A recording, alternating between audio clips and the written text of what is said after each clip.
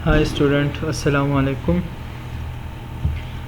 आज का हमारा जो टॉपिक है वो प्लेटलेट्स फंक्शन रिलेटेड है, प्लेटलेट स्ट्रक्चर रिलेटेड है। आज हमने प्लेटलेट्स की स्ट्रक्चर के बारे में पढ़ना है। हम मेगा हेमाटोपोइसिस के सारे लेक्चर्स पढ़ चुके हैं कि आरबीसी कैसे बनता है, एरिथ्रोपोइसिस, ग्रेन्युलोपोइसिस, मेगाकार्योपोइसिस। तो आज हमने पढ़ना है प्लेटलेट्स के बारे में।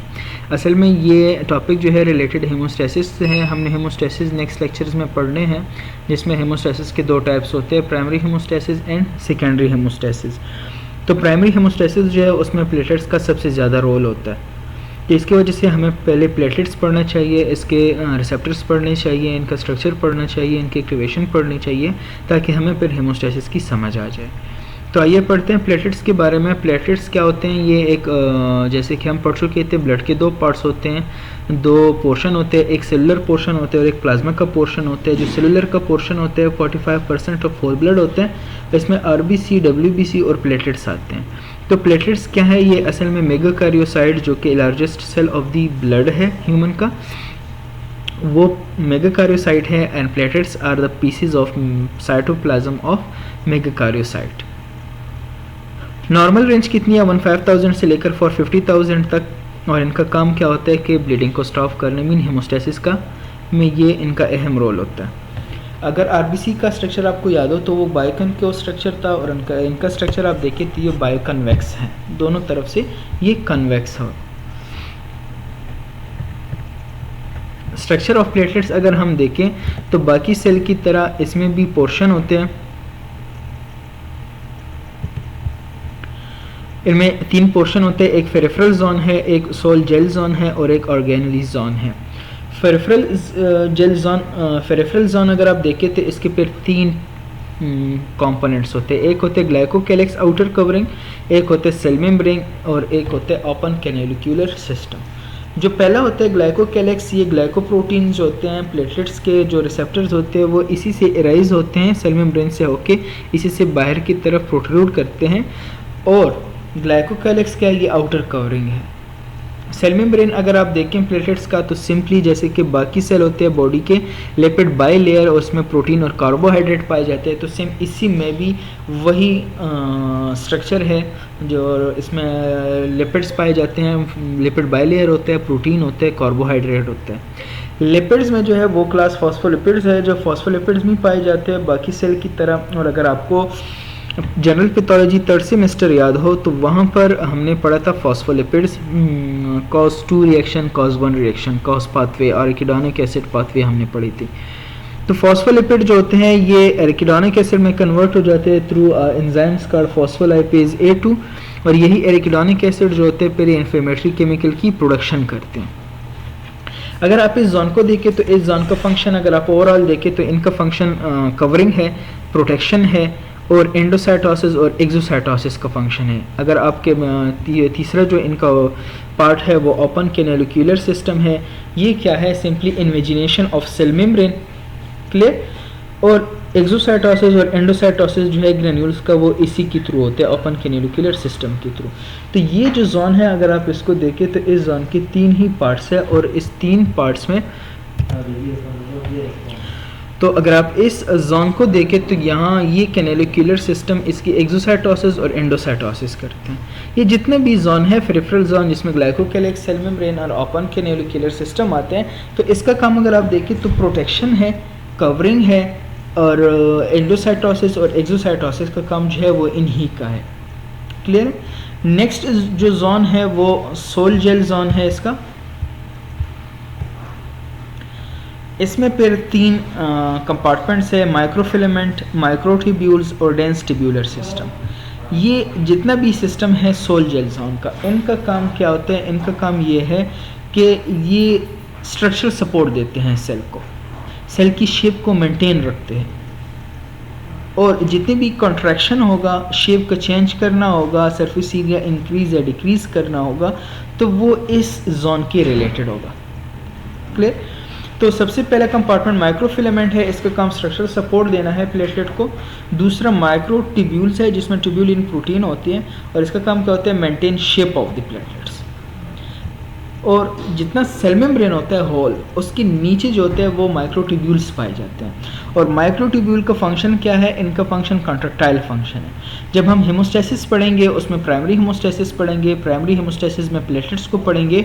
तो प्राइमरी हेमोस्टेसिस का रोल जो है वो प्लेटलेट्स की वजह से ही है। प्लेटलेट्स नहीं होते तो प्राइमरी हेमोस्टेसिस मीन के प्लेटलेट प्लग। तो प्लेटलेट्स जब एक्टिवेट होते हैं वो हेमोस्टासिस में, तो सब उसकी 3 स्टेजेस होते हैं। पहले एडहेसिवनेस होती है, एडहेशन, फिर इसके बाद रिलीज रिएक्शन, और उसके बाद जो है फिर वो एग्रीगेशन होता है। तो जो ये रिलीज रिएक्शन होता है जिसमें वो अपने प्रो इन्फ्लेमेटरी या प्रो कोगुलेटरी प्रोटीन जो होते हैं वो रिलीज़ करते हैं।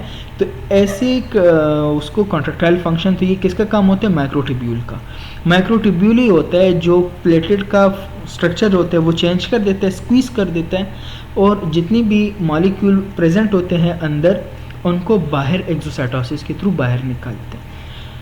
डेंस ट्यूब्यूलर सिस्टम आप देखें, ये सिंपली डिराइव्ड हुआ है स्मूथ एंडोप्लाज्मिक रेटिक्यूलम से। मतलब इसका स्ट्रक्चर और फंक्शन दोनों तकरीबन स्मूथ एंडोप्लाज्मिक रेटिक्यूलम की तरह ही है। और ये कैल्शियम यहाँ पर स्टोर होता है। और कैल्शियम का काम क्या है? अगर आपको फर्स्ट सेमेस्टर फिजियोलॉजी याद हो तो कैल्शियम 2 ही काम करता था, एक एक्सोसाइटोसिस और दूसरा कॉन्ट्रैक्शन। तो जब माइक्रोट्यूब्यूल ने कॉन्ट्रैक्ट करना होता है प्लेटलेट्स को, जितनी भी रिएक्शन रिलीज रिएक्शन मतलब मॉलिक्यूल अंदर प्रेजेंट होते हैं एंजाइम, इनको बाहर निकालना होता है, तो माइक्रोट्यूब्यूल ने क्या करना होता है? कॉन्ट्रैक्ट होना होता है। तो इस कॉन्ट्रैक्शन के लिए इस कैल्शियम की ज़रूरत होती है। तो अगर आप इस जेल जोन को देखें तो इनका काम है शेप मेंटेन रखना, कॉन्ट्रैक्ट करना, सरफेस एरिया इंक्रीज़ करना। ये सारा काम किसका है? ये इस सोल जेल जोन का। ऑर्गेनेली जोन अगर आप देखें तो यहाँ पर हमारे पास 2 तरह के ग्रेन्यूल्स होते हैं, अल्फा ग्रेन्यूल्स और dense granules. Endoplasmic reticulum, Golgi apparatus, lysosome और पेरोक्सीसोम ये पाए जाते हैं ऑर्गेनेली जोन में। ये इनर मोस्ट जोन है और इसमें क्या पाए जाते हैं? ऑर्गेनेलीज पाए जाते हैं। अल्फा ग्रेन्यूल्स अगर आप देखें तो अल्फा ग्रेन्यूल्स में जो केमिकल प्रेजेंट होते हैं वो कोगुलेशन इन नेचर भी होते हैं, कोगुलेटिव इन नेचर मतलब कोगुलेशन इंक्रीज कराते हैं। प्राइमरी हेमोस्टेसिस में भी इनका एक्शन है, सेकेंडरी हेमोस्टेसिस में भी इनका एक्शन है, और इसके अलावा इनका एक्शन जो है वो फाइब्रिनोलाइटिक सिस्टम जो होते हैं उनमें भी इनका एक्शन है कि फाइब्रिन स्ट्रैंड बन जाते हैं तो उनको ख़त्म करना। लेकिन डेंस ग्रेन्यूल्स को अगर आप देखें तो ये इनका काम सिर्फ हेमोस्टेसिस इंक्रीज़ करना है, इन्हेंस करना होता है। ये डिक्रीज़ इसका ऐसे कुछ नहीं है कि ये डिक्रीज़ करे। ये सारे जितनी भी मॉलिक्यूल्स हैं, इम्पॉर्टेंटली जो सबसे इम्पोर्टेंट है वो एडीपी है। ये क्या करता है? प्लेटलेट्स के एग्रीगेशन को भी इंक्रीज़ करता है, प्लेटलेट्स की एक्टिवेशन को भी इंक्रीज़ करता है, एडहेशन को भी इंक्रीज़ करता है। तो एडीपी जो है ये मोस्ट इम्पॉर्टेंट मॉलिक्यूल है प्लेटलेट्स की एक्टिवेशन के लिए। तो डेंस ग्रेन्यूल जो है ये इनका काम प्राइमरी हेमोस्टैटिक प्लग में है, जबकि अल्फा ग्रेन्यूल्स में जो केमिकल प्रेजेंट होते हैं इनका काम प्राइमरी हेमोस्टेसिस के साथ भी है और सेकेंडरी हेमोस्टेसिस के साथ भी है। प्लेटलेट्स मेम्ब्रेन ग्लाइकोप्रोटीन मतलब कि प्लेटलेट के सरफेस पर वो कौन से ग्लाइकोप्रोटीन पाए जाते हैं? तो ए ग्लाइकोप्रोटीन 1b है, 2b एंड 1a। इसमें आप देखें ग्लाइकोप्रोटीन 1a जो है, 1b जो है, ये मीडिएट करता है क्या? एडहेशन ऑफ प्लेटलेट टू सब एंडोथेलियल कोलेजन। प्लेटलेट्स को इस एंडोथेलियल कोलेजन के साथ कनेक्ट करता है, लेकिन इसके लिए एक हेल्पर की ज़रूरत होगी, एक कनेक्टर की ज़रूरत होगी, तीसरी बंदी की ज़रूरत होगी। ये क्या करेगा? ये तीसरा बंदा कौन है? ये तीसरा बंदा जो है ये वान विलिब्रान फैक्टर है। तो von Willebrand factor dependent adhesion होता है। प्लेटलेट्स 2 तरह के एडहेस करते हैं, ख़ुद को एडहेशन करते हैं सब एंडोथेलियल कोलेजन के साथ। एक डायरेक्टली खुद अटैच हो जाता है, दूसरा इनडायरेक्टली अटैच होता है with the help of von Willebrand factor. तो वान विलिब्रान फैक्टर जब होता है तो इसके लिए ग्लाइकोप्रोटीन 1b रिसेप्टर की ज़रूरत होता है। अगर आप ग्लाइकोप्रोटीन 1a अगर आपको प्लेटलेट्स चाहिए direct in connection with collagen सब एंडोथेलियल कोलेजन के साथ, तो आपको ग्लाइकोप्रोटीन 1a रिसेप्टर है। ये क्या करता है? प्लेटलेट एडहेशन ये भी करता है, और 1b जो है वो भी प्लेटलेट एडहेशन करते हैं, लेकिन एक को वान विलिब्रान फैक्टर की ज़रूरत है और दूसरे को वान विलिब्रान फैक्टर की ज़रूरत नहीं है। ग्लाइकोप्रोटीन 2b एंड 3a, तो इसका फंक्शन क्या है कि ये प्लेटलेट्स को आपस में कनेक्ट करता है। यहाँ भी एक तीसरा बंदा इन्वॉल्व होता है, एक प्लेटलेट दूसरे प्लेटलेट के साथ अटैच होता है। This process is called aggregation. तो In aggregation of platelets, there will be a molecule called fibrinogen और एक्टिवेटेड फॉर्म कॉल्ड फाइब्रिन, उसकी ज़रूरत होगी जो दो प्लेटलेट्स को आपस में मिलाएगा। लेकिन फाइब्रिन अगर प्लेटलेट्स के साथ मिलता है तो इनको कौन से रिसेप्टर की ज़रूरत होगी? Glycoprotein 2b and 3a।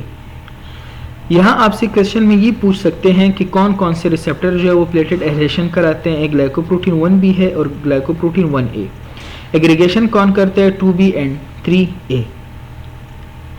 Von Willebrand dependent adhesion कौन करते हैं? 1b और von Willebrand independent platelet adhesion कौन करते हैं? 1a। So if you want to platelets to aggregate, कि वो प्लेटलेट एग्रीगेशन कराएं तो आपको ग्लाइकोप्रोटीन 2b एंड 3a की ज़रूरत होगी। While glycoprotein 1b is responsible for the attachment of platelet to the sub endothelial surface with the help of 1 Willebrand factor. If platelets attached to the subendothelial surface in the absence of 1 विलिब्रांड factor, then glycoprotein 2a will be responsible for this action। अगर platelets यहाँ पर attach हो रहा है, this process is called adhesion.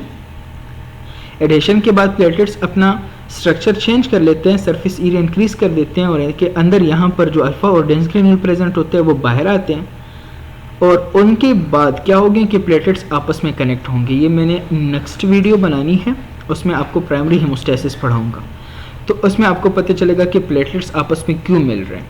तो जब आपस में प्लेटलेट मिलते हैं through fibrin, this process is called aggregation, while attachment of platelet to the subendothelial surface or to the collagen, this process is called adhesion। और ये आप देखिए एक टिपिकल प्लेटलेट है, इसका स्ट्रक्चर है, सेल मेम्ब्रेन पाया जाता है, सेल मेम्ब्रेन के नीचे माइक्रोट्यूब्यूल्स होते हैं, endoplasmic reticulum, dense granule, primary granules, mitochondria. आज का जो लेक्चर है ये लेक्चर प्लेटलेट्स की स्ट्रक्चर का था। नेक्स्ट टाइम हमने प्लेटलेट्स कैसे एक्टिवेट होते हैं, हेमोस्टेसिस में इनका रोल क्या है, हेमोस्टेसिस कितने टाइप्स के हैं, ये हमने पढ़ना है। नेक्स्ट लेक्चर तक अपना ख्याल रखिएगा। अल्लाह हाफिज़।